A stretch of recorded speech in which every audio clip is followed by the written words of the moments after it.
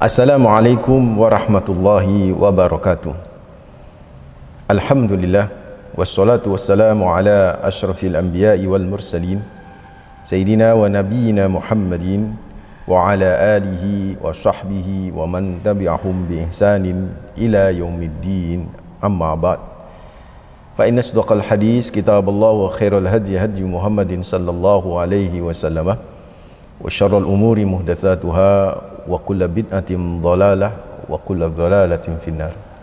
Allahumma anfa'na bima 'allamtana wa 'allimna alladhi yanfa'una wa zidna ilma.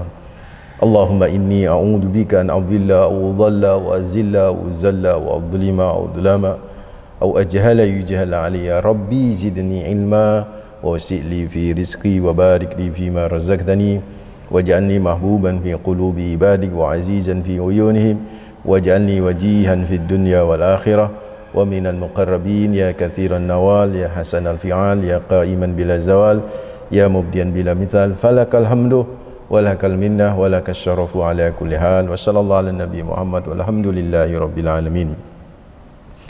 Ikhwatat din hafizakumullah, saudaraku mitra muslim yang insyaallah selalu dijaga sama Allah rabbul alamin. Alhamdulillah, pertama kita panjatkan rasa syukur yang mendalam, terus menerus kita haturkan hanya kepada Allah rabbul alamin, Tuhan semesta alam ini yang begitu banyak memberikan kenikmatannya kepada kita, dan kita tak sanggup berhitung dengan nikmat itu. Yang bisa kita lakukan ya bersyukur. Minimal wujud syukur adalah di setiap helaan nafas tidak lepas untuk selalu mengucapkan kalimat hamdalah, alhamdulillahirabbil alamin. Yang kedua, salam dan salawat terus kita persembahkan, kita basahi lisan ini dengan selalu mengucapkan salam dan salawat kepada manusia terbaik Rasulullah Muhammad sallallahu alaihi wasallam, biqauli dengan ucapan Allahumma shalli ala Muhammad wa ala ali Muhammad. Semoga salam dan salawat kita ini bisa menjadi syafaat nanti bagi kita di hari akhir. Amin ya rabbal alamin. Mitra muslim hafizakumullah, saudaraku yang insyaallah selalu dijaga sama Allah rabbul alamin. Kalau Anda mengikuti kajian sebelumnya, kajian fajar sebelumnya, motivasi Al-Quran yang berbicara tentang salat itu adalah mi'rajul mu'min, salat itu adalah tangga yang begitu spesial, begitu khusus. Jadi kalau ada lift itu ada lift khusus gitu kan ya, bukan lift umum. Mi'raj itu lift gitu kan ya, semacam lift lah mi'raj. Mi'raj itu adalah as-sulam al-ilahi, itu tangga ketuhanan yang itu memang khusus langsung. Jadi kalau ada hotel yang mahal itu Mas Raga, itu ada lift khusus yang langsung ke kamarnya. Dia enggak ke lantai manapun, dia langsung ke lantai tertentu dan langsung ke kamar. Itulah salat, saudaraku ikhwati hafizakumullah. Dan kemarin sudah saya ulas pada pertemuan pertama kajian tentang episode Isra Mi'raj ini, bahwa salat itu adalah mi'raj kita kepada Allah azza wa jalla. Salat itu ruang khusus bagaimana kita menuju kepada Allah rabbul alamin.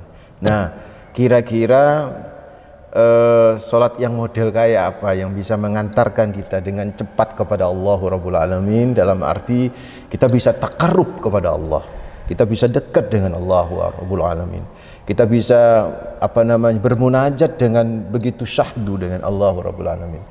Maka saudaraku ikhwati hafizakumullah, ya jawabannya adalah salat yang khusyuk begitu kan. Nah, apa dan bagaimana salat khusyuk? Makanya di artikel yang pertama itu di alinea terakhir itu saya jelasin apa itu khusyuk dan bagaimana kita khusyuk. Nah, tunggu artikel berikutnya kan begitu. Nah, di situ sebelum saya selesaikan artikel itu ada satu kutipan ayat yang memang ayat itu akan saya bahas di artikel yang ini, saudaraku ikhwati hafizakumullah, yaitu surat Al-Mu'minun ayat 1 sampai 2 yang akan kita gali motivasi spiritnya pada pagi hari ini. Karena di surat Al-Mu'minun itu ada istilah khusyuk yang kemudian diunggah oleh Allah azza wa jalla untuk menjadi standar kesuksesan seseorang. Jadi kalau kita lihat coba di surat Al-Mu'minun ayat yang kedua ya, mitra muslim hafizakumullah. Di situ disebutkan qad aflahal mu'minun alladzina hum fi shalatihim khashi'un. Sungguh beruntung, sungguh sukses. Aflaha dari kata falah. Falah jadi membelah, jadi membelah sesuatu. Jadi kalau kacang itu Mas Raga, kalau kita ingin makan kan kita harus belah dulu itu kan. Dioncei dengan ya. Nah, itu namanya falah. Jadi fallah itu tukang tukang tani itu kan memang membelah tanah kan supaya bisa subur tanah itu. Itu bahasa asli falah. Artinya falah itu bisa diartikan kemenangan, bisa artinya kesuksesan, keberhasilan kan begitu. Dan ternyata orang-orang beriman itu akan berhasil. Tapi tidak cukup hanya keberimanan untuk bisa menjadi orang yang sukses dan orang yang berhasil. Berhasil yang saya maksud di sini berhasil menuju kepada Allah. Ternyata apa? Di sini disebutkan ada sebuah kriteria bahwa orang yang beriman yang berhasil itu adalah alladzina hum fi shalatihim khashi'un. Itu orang yang dalam salatnya itu khusyuk. Dalam aktivitas ibadah salatnya itu khusyuk. Nah, ini ikhwatadina fillah, mitra muslim yang insyaallah selalu dijaga sama Allah Rabbul Alamin, bahwa salat khusyuk ini menjadi standar penentu atau jalan satu-satunya yang membuat kita sukses menuju kepada Allah Azza wa Jalla dengan membawa tentu untuk bisa menemukan ridha Allah Rabbul Alamin. Jadi saudaraku ikhwatadina fillah, mari kita menjadi orang-orang yang sukses, menjadi orang-orang yang qad aflahal mu'minun alladzina hum fi shalatihim khashi'un, menjadi orang-orang yang sukses, yang orang-orang beruntung, yang dengan keberuntungan itu disebabkan oleh salatnya yang khusyuk itu kita bisa meraih ridha Allah Rabbul Alamin. Justru di saat kita berada di dunia kita sudah bisa menuju kepada Allah Azza wa Jalla. Bayangkan kan, luar biasa itu ya. Nggak perlu kita menunggu meninggal dunia untuk bisa menuju kepada Allah. Kita berada di dunia, kita bisa bolak-balik setiap 5 kali dalam satu hari itu menuju Allah. Tetapi harus dengan nilai kekhusyuan. Nah, pertanyaannya apa itu khusyuk? Kan begitu kan ya. Apa itu khusyuk? Dan bagaimana kita meraih kekhusyuan? Mungkin ya saya tidak mengikuti secara intensif. Mungkin para narasumber, para guru-guru kita, para ustadz-ustadz kita telah memberikan penjelasan yang luar biasa tentang masalah khusyuk dengan berbagai pendapat dan lain sebagainya. Nah, kalau saya boleh urun rembuk, saya ingin juga membahasnya, saudaraku. Saya ingin juga membahas tentang masalah khusyuk ini, karena khusyuk ini penting bagi kita untuk kita bisa pahamin. Karena kalau kita bisa paham tentang konsep khusyuk ini, maka ibadah kita akan bisa menjadi jalan yang luar biasa untuk bisa mendapatkan ridha Allah Rabbul Alamin. Apa itu khusyuk? Khusyuk itu secara bahasa itu artinya tunduk. Jadi saya nemukan di beberapa kamus itu mitra muslim hafizahumullah, khusyuk itu ada dua, ada tunduk, ada pasrah atau menyerah. Al-khudu, sukun, tenang. Jadi yang namanya khusyuk itu khasya'ah, itu adalah ketundukan, kepasrahan. Itu secara bahasa. Namun maaf, sebelum masuk ke sholat, sehingga dari definisi ini maka semua ibadah, nggak hanya sholat, itu harus khusyuk. Semua ibadah harus khusyuk. Karena khusyuk itu tadi artinya apa? Mengandung ketundukan dan kepasrahan diri. Seorang perempuan harus khusyuk dalam memakai jilbab. Pakai jilbab bak khusyuk, saya ketok-ketok rambutnya nggak khusyuk kan gini. Itu bahasanya seperti itu. Pakai hijab rambutnya ketok, atau ngapunten misalnya hijabnya terlalu pendek gitu kan, sehingga ndongak sedikit dadanya kelihatan kan begitu kan. Nah, itu namanya nggak khusyuk. Jadi belum pasrah, belum totality, belum tunduk kepada aturan main bagaimana berhijab yang baik, berhijab yang sempurna. Jadi saudaraku, khusyuk itu bisa di berbagai bidang. Kita khusyuk dalam bekerja, kita juga khusyuk, kita tunduk mengikuti peraturan-peraturan dalam pekerjaan. Nah, saya nggak ingin bahas tentang masalah khusyuk dalam berbagai ibadah itu. Yang saya ingin bahas, khusyuk ini yang biasa dipakai adalah dalam konteks sholat gitu kan ya. Nah, berbicara dengan khusyuk secara istilah dalam konteks realitas sholat, itu para ulama telah memberikan definisi yang begitu banyak, memberikan pengertian begitu banyak. Anda bisa rujuk kepada beberapa kitab, buku-buku tentang bagaimana sholat khusyuk yang baik gitu kan ya. Bagaimana sholat yang baik atau sholat khusyuk itu kan.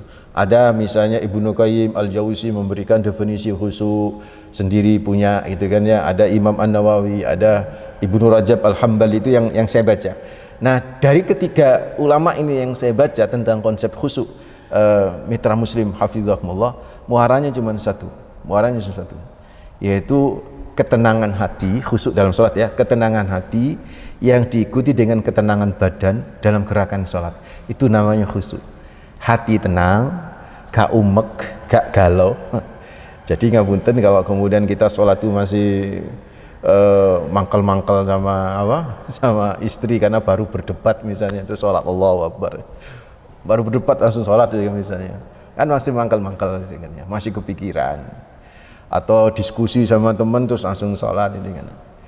Itu makanya kenapa ya kalau la sholatah bihadrati ta'am, tidak boleh sholat kalau ada di depannya ada makanan, supaya nggak kepikiran itu saja. Supaya hati itu tenang, beres semua urusan dunia. Maka ketika kita sudah takbir Allahu Akbar, maka hati itu kita benar-benar fokus hanya untuk Allah Azza wa Jalla. Itu khusyuk secara umum yang kemudian saya rangkum dari berbagai pendapat para ulama.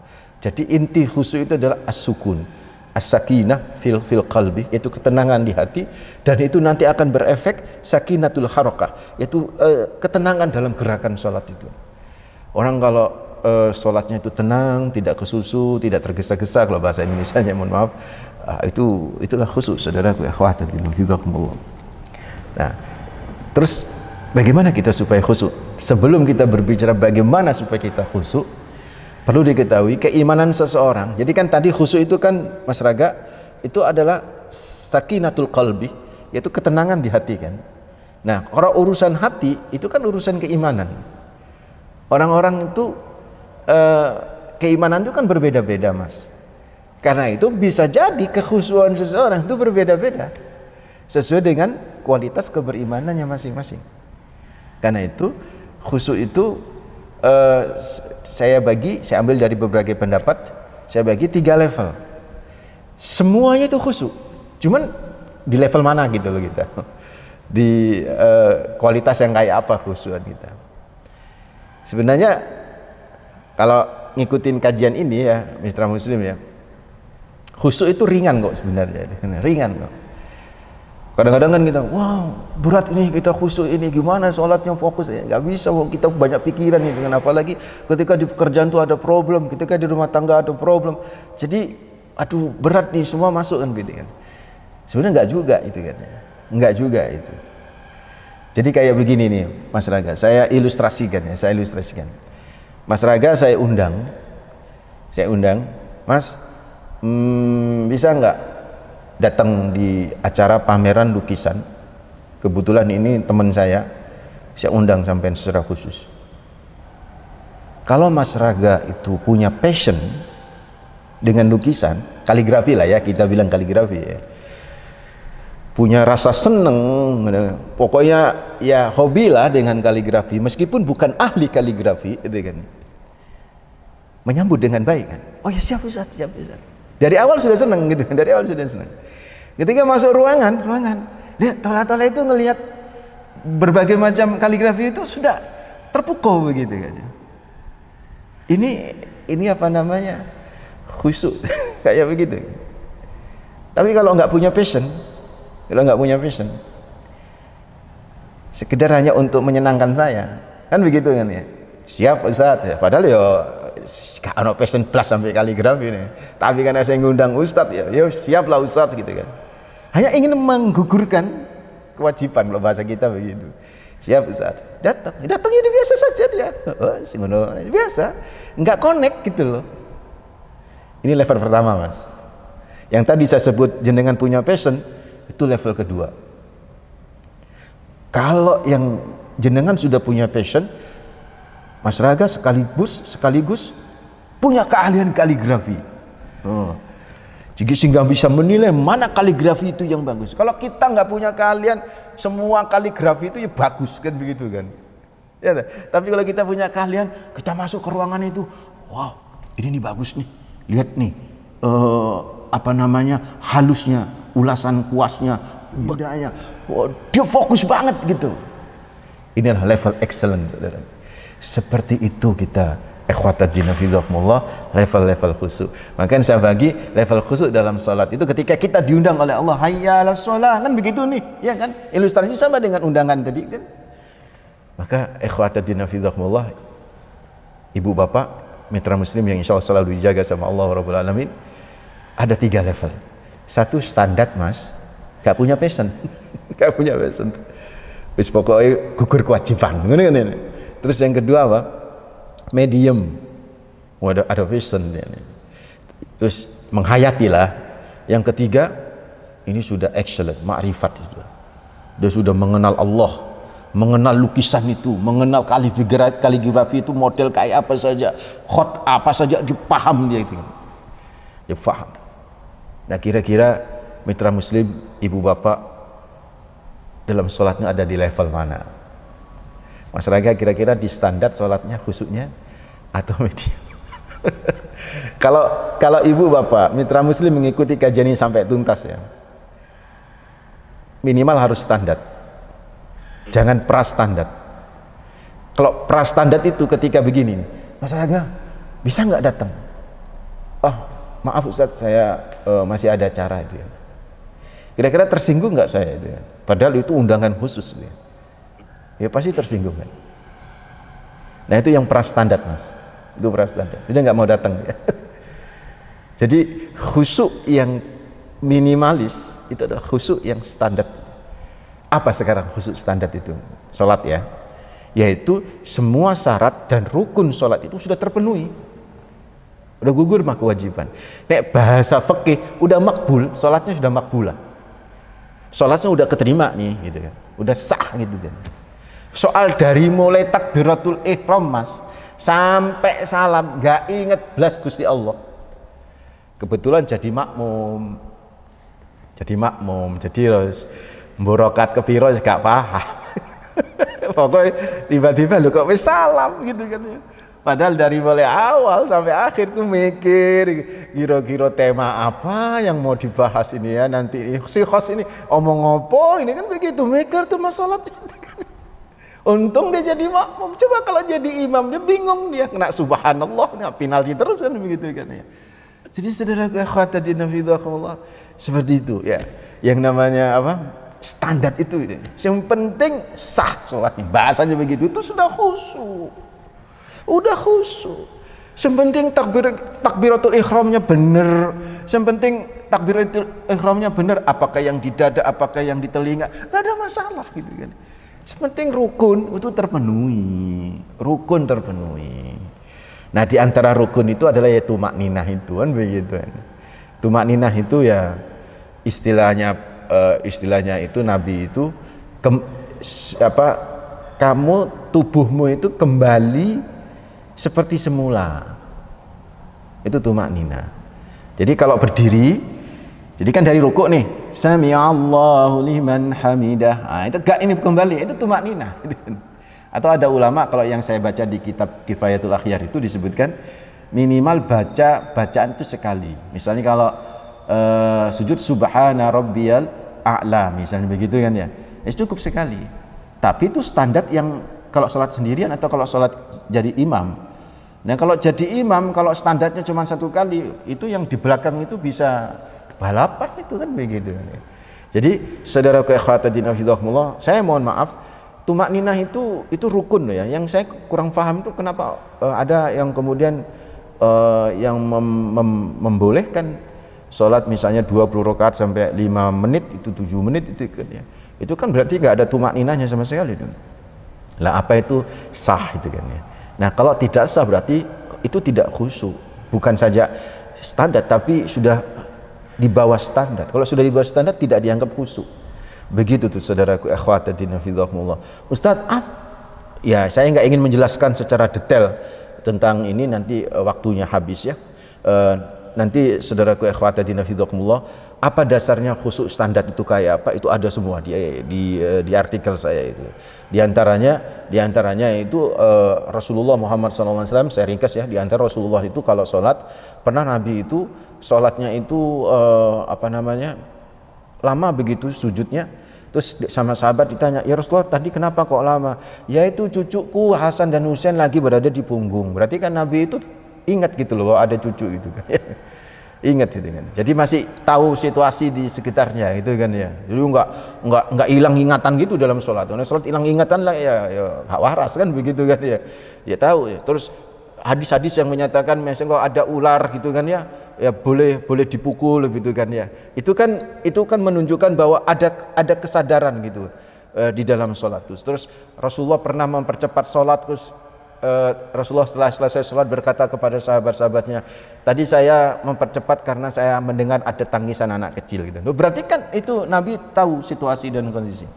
Nah ini yang kemudian dijadikan dasar oleh para ulama, termasuk di dalam Al-Quran misalnya kan, fawailul lil musallin alladzina hum an sholatihim sahun, an sholatihim, bukan fi sholatihim, kan begitu kan ya. An sholatihim artinya yaitu di luar sholat, artinya kita tidak dituntut khusyuk dalam arti fokus di dalam sholat. Kalau itu dituntut, wah batal semua sholatnya orang, kan begitu kan.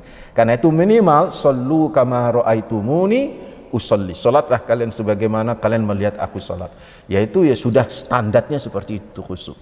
Itu ikhwatadina fidhakumullah. Jadi pertanyaannya, Anda sudah khusyuk?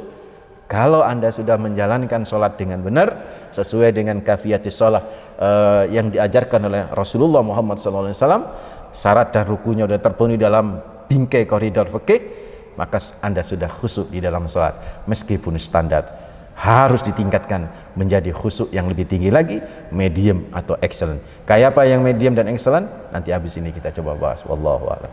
Jadi khusyuk level pertama tadi apa? Standar. Level kedua itu adalah medium, istilah saya itu medium. Saya masih belum bisa menemukan padanan kata yang pas setelah standar itu apa itu kan. Ya medium lah ya, medium ya. Mungkin Mas Raga biasanya permainan katanya pinter ya, tolong bisa dibantu sehingga nanti bisa kita koreksi ini artikelnya dengan ya. Jadi di atas standar itu medium, saudara. Apa itu sholat medium? Khusyuk medium itu apa? Kayak apa khusyuk medium? Nah, ini yang ingin saya coba jelasin, mitra muslim hafizahumullah. Ini adalah sholat yang tidak hanya memenuhi standar doang gitu. Bukan hanya memenuhi yang penting sah, bukan hanya memenuhi yang penting rukun-rukunnya wis terpenuhi, bukan hanya itu. Kalau itu standar ya kan ya. Tapi sholat khusyuk yang medium ini juga lebih mengutamakan, mendapatkan keutamaan sholat itu sendiri dengan memperbaiki sifat sholatnya itu. Caranya gimana? Yaitu dengan mengerti apa yang dibaca di dalam sholat. Karena biasanya mengerti apa yang dibaca di dalam sholat itu berefek kepada ketenangan gerakan. Karena kan menghayati kayak tadi itu loh, saya bilang Mas Raga misalnya saya undang ya kan, dia punya passion ya kan, dia punya kesenangan terhadap kaligrafi, terus dia masuk ke ruangan, dia kan pelan-pelan, dia jalan di setiap lukisan kaligrafi, dia nggak akan cepet gitu loh, dia pelan-pelan, dia satu tahap didelok kayak apa warnanya kayak apa. Nah seperti itu orang kalau ngerti bacaan sholatnya, ngerti apa yang diwaca, itu dia akan pelan itu nanti, karena dia akan menghayati gitu loh. Karena itu ya sampai ya mohon maaf ada ulama berpendapat mengerti bacaan sholat itu adalah sebuah kewajiban. Bahkan ada yang berpendapat, cuman nggak saya masukkan di artikel saya ya, karena agak ekstrim pendapat. Orang yang nggak ngerti bacaan sholat itu nggak sah sholatnya. Jadi di kalangan madhab Hanabilah ya, itu wajib ngerti bacaan sholat itu. Nih, enggak apa-apa, coba Bapak ekstrim dulu supaya kita hati-hati di dalam sholat supaya nggak ngentengkan. Wis pokoknya sholat itu pokoknya gerakan tok ya orang kan begini. Jadi kita harus paham juga apa yang kita baca ini. Misalnya nih ada surat An-Nisa ayat 43, coba bisa dicek nanti ya. Apa di situ disebut ada telepon? Oke. Ya. Assalamualaikum. Waalaikumsalam. Dengan Bapak siapa di mana? Bapak Muhammad Jufri Tulangan. Pak Jufri di Tulangan, silakan. Ya, Tulangan. Ini Ustaz,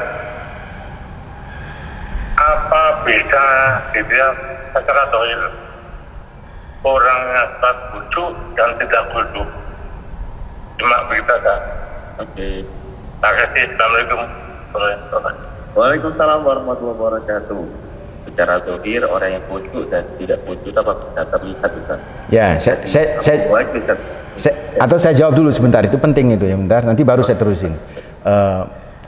Kalau mazhab Syafi'iyah, mazhab-mazhab yang lain, kekhusyuan itu dilihat dari secara zahir, itu pada tenangnya dia gerakan sholat itu, tumakninanya dia dalam gerakan sholat itu.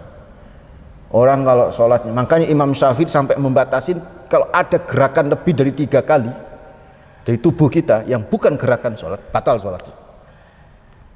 Itu karena apa? Imam Syafi'i melihat, atau mazhab Syafi'iyah melihat bahwa yang namanya kekhusyuan itu, ketenangan hati itu berefek banget terhadap ketenangan gerakan. Jadi kalau ditanya apa zahirnya, yaitu dari gerakan itu, wis garuk-garuk, angop, bolak-balik, ya wis ketok gak usuk gitu kan. Atau sholatnya standar, khusus standar itu kan. Oke, kita coba lanjut ya, mumpung belum ada telepon masuk. Jadi saudaraku ikhwatadina fillah, coba lihat surat An-Nisa ayat 43 itu. Ya ayyuhalladzina amanu la taqrabus sholata wa antum sukara hatta ta'lamu ma taqulun, kata Allah. Orang-orang yang beriman, la taqrabus sholata, janganlah kalian sholat wa antum sukara, dalam kondisi mabok, hatta ta'lamu ma taqulun, sampai kamu ngerti apa yang kamu baca atau yang kamu katakan. Bahasa lainnya dari terjemahan ayat ini adalah nek mabok ojo sholat, begitu. Nek mabok ojo sholat, karena mabok itu membuat, ini maaf ya, ayat ini turun sebelum surat Al-Maidah ayat 91 turun yang mengharamkan khamar secara totality, ya kan ya. Dulu itu sebelum ayat Al-Maidah 91 itu turun, itu khamar itu boleh, yang penting jangan pas waktu sholat kan, begitu kan. Sehingga akhirnya saudaraku ikhwatadina fillah, ada orang-orang sahabat pada waktu itu habis isya dia baru minum dia, karena kan subuhnya masih panjang ya. Kalau habis maghrib minum nanti kena itu kan. Jadi kena di sholat isya-nya kan, begitu. Nah, dari ayat ini banyak ulama menyatakan, terus ada hadis ya sebelum saya lanjutkan. Idza na'asa ahadukum wa huwa yusalli falyarqud hatta yadhhaba anhu an-naum. Kalau ngantuk dan dia dalam kondisi sholat, tidur saja. Karena apa? Idza shalla wa huwa na'isun la yadri la'allahu yastaghfiru fa yasubba nafsahu. Kalau dia sholat dalam kondisi ngantuk, nggak tahu dia lagi beristighfar atau lagi mencela dirinya gitu kan. Nah, makanya ada ulama menyatakan dari ayat itu, ayat tadi An-Nisa 43 dan hadis-hadis tentang nek ngantuk ojo sholat, maka seolah berkata bahwa tidak mengerti dan tidak memahami bacaan sholat barangkali sama dengan orang yang mengerjakan sholat dalam kondisi mabuk atau ngantuk. Sehingga ada seorang penyair yang menyatakan, wa kam min musallin ma lahu min salatihi siwa ru'yatil mihrab wal khafat war rafa. Betapa banyak orang sholat namun ia tidak mendapatkan keutamaan sholat kecuali hanya melihat mihrab saja dan duduk berdiri saja. Jadi ya cuman gerakan doang. Kenapa? Dia tidak bisa menghayat. Kenapa nggak bisa menghayatin? Karena dia tidak mengerti bacaan apa yang dibaca. Nah, kan ulama itu, Mas Raga mitra muslim, memberi pelajaran yang nggak angel-angel. Wis minimal intiqalus sholah, setiap perpindahan sholat, gerakan kan ada bacaan itu.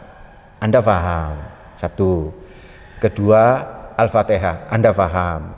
Wis, selesai. Itu saja dah. Jadi Al-Fatihah Anda paham, masing-masing gerakan kan ada bacaan ya kan? Masing-masing gerakan, bukan di gerakannya aja ada bacaan. Kalau tahu itu Anda nggak paham, tidak masalah itu kan. Misalnya itu minimal, ini minimal, itu Anda paham, wah nikmat. Misalnya Allahu Akbar, ngerti kan? Allah Maha Besar kan, gitu kan ya. Terus gerakan Sami'allah, Al-Fatihah kita ngerti bacaan, Alhamdulillahi Rabbil Alamin, kita tahu itu artinya, tahu Ar-Rahmanir Rahim. Kita menikmatin gitu dan nggak kesusu sholatnya gitu.